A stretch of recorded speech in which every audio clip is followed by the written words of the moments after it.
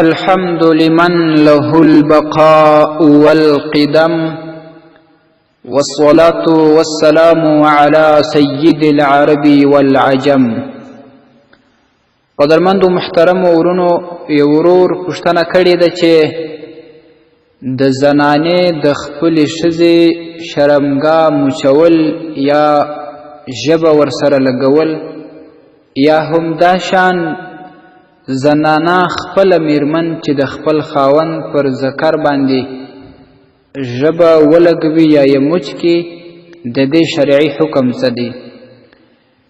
ځکه خو موږ ته په دې کې شک راولېږي چې د انسان که زنانه ده که مردانه ده د هغې بدن صفا وي چې د شرمګا یا د ذکر دا ظاهري حصه پاکه ده که نه ده او په مچ کولو کې شرعي قباحت سته که نه.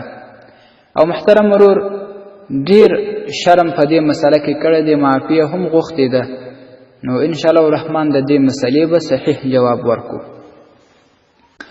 اوله خبره دا محترم وروره چې د دین په مسایلو کې هیڅ شرم نه دی پکار.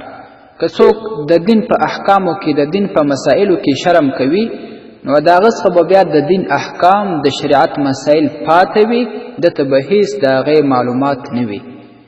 شرعي چې څنګه احکام دي څنګه مسایل دي خامخا د زنانیو د مردانه سره تعلق لري، باید په هغې کې شرم ونیسي، هغه د دین احکام و مسایل خپل ځان ته معلوم سي. په قرآن عظیم الشان کې الله رب العزت فرمایي بسم الله الرحمن الرحیم والله لا یستحی من الحق. الله رب العزت جل جلاله د حق د وینا څخه د حق د ویلو څخه او دا شان د چا څخه د حق په بیانولو کې چې څنګه د شان سره مناسبه ده شرم نه کوي. نو همدا شان د شریعت په مسایلو کې د حق په پوښتلو کې د حق په ویلو کې شرم کول نه دی پکار.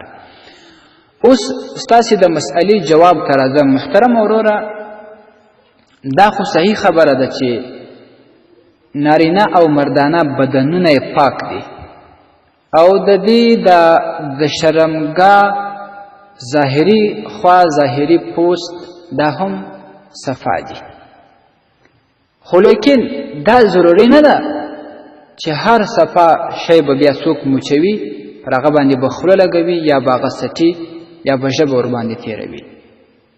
مثلا اوس پوزه ده د دې دننه خوا پاکه ده او همدا شان د پوزې اوبه ګړنګ یا خراش کې دام صفا دي. نو بیا به څوک دا وایي چې یاره د پوزې دننه خوا څټل یا مچول یا هغه د پوزې اوبه خراش کې په خوله کې نیول یا خوړل مثال ګړنګ، د هیڅ چا ضمیر دا جواب چاته نه ورکوي چې هغه به پوزه وڅټي او د پوزې لندوالی یا د پوزې اوبه ګړنګ هغه دې وخوري، هغه هم صفا دي. د هغه شان اوس د انسان د شاخوا د مقعد چې استنجا یې ولې وي بلکل صفا ده. نو د چا ضمیر چاته دا جواب ورکوي چې هغه دې دا وڅټي هغه دې مچ کړي پر هغه دې ژبه تېره کړي؟ په ناپاکۍ باندې دلیل نسته، پاکه ده چې استنجا ووهي، خو لیکن د چا ضمیر دا اجازه چاته ورکوي؟ نه شریعت اجازه ورکوي، نه د انسان ضمیر د انسان عزت عظمت کرامت دا اجازه نه ورکوي چې هغه دې د شاخوا مقعد وڅټي یا دې مچ کړي یا د ژبه ورباندې تېره کړي. نو همدا شان د ښځې د عورت سره ژبه لګول یا یې مچول یا یې څټل دا ټول په سختي باندې منع دي، په سختي باندې مکروه دي او د دې هیڅ اجازت نسته او دا ګناه ده. دا خو د حیوانانو خصلت دی، دا خو د هغې سره مشابهت دی. انسان ولې د حیوانانو سره مشابهت وکړي؟ نو د انسان چې کله شهوت پر ده باندې غلبه وکوي نو د خپلې مېرمنې سره د صحبت وکړي، مجامعت و کورواله دې ورسره وکړي، هغه کم شهوت چې و هغه به خپله سور سي ختم به سي. معززو نه نارینه ته دا جایز ده چې د خپلې ښځې شرمګاه د مخ طرف موچ کی یا یې وسټي یا یې ژبه پر تیره کی نه زنانې ته دا جایزه ده نه دغه ښځې ته دا جایزه ده چې د خپل خاوند ذکر هغه مخصوص اندام هغه مچ کې یا یې حیا دې وي په خوله کې یا دا چې ژبه ورباندې تېروي دا هېڅ جواز په شریعت کې نه لري. په فتاوای عالمگیریه چې مشهوره هم ده په فتاوای هندیه باندې په هغې کې راځي فی النوازل اذا ادخل الرجل ذکره فی فم امرأته فقد قیل یکره. نو څوک چې د خپلې میرمنې د خولې سره ذکر لګوي یا یې په خوله کې حیا دې وي ورکوي دا ټوله مکروه دی په شریعت کې.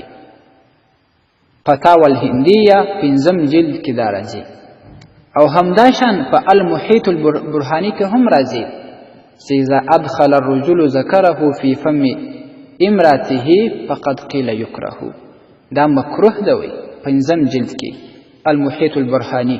ولی لانه موضع قراءة القرآن دا خله دا د قرآن عظیم شان د تلاوت ځای دی. ته څنګه ده هغې سره ذکر لګوې یا د هغې سره د ښځې شرمګاه لګوې.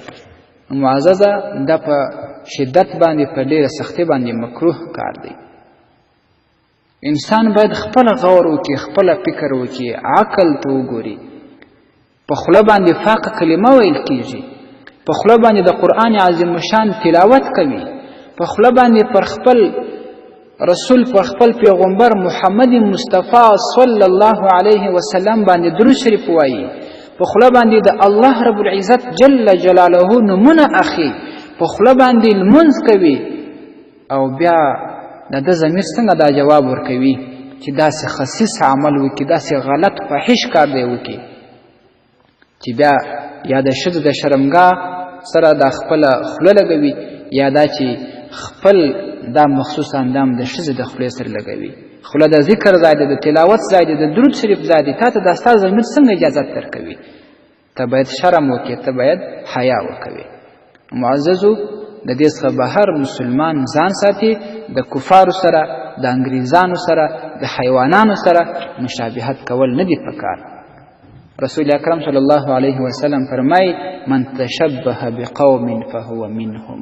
څوک چې د کوم قوم سره مشابهت کوي بیا به دغه هم دغه قوم سره راپورته کیږي او دا دغه قوم څخه دی دغه قوم در په یغ لاندې به راپورته کیږي. دغه عمل دغه کار دا د انګریزانو عمل دی دا د هغو کار دی چې کوي. مسلمان ته نه ده پکار چې د هغې سره مشابهت وکوي او دا شان د حیوانانو کار دی د هغو دا خصلت دی د هغه سره مشابهت کول نه دي پکار. اخوكم في الله حكيم الله صابر الحنفي والسلام عليكم ورحمة الله وبركاته.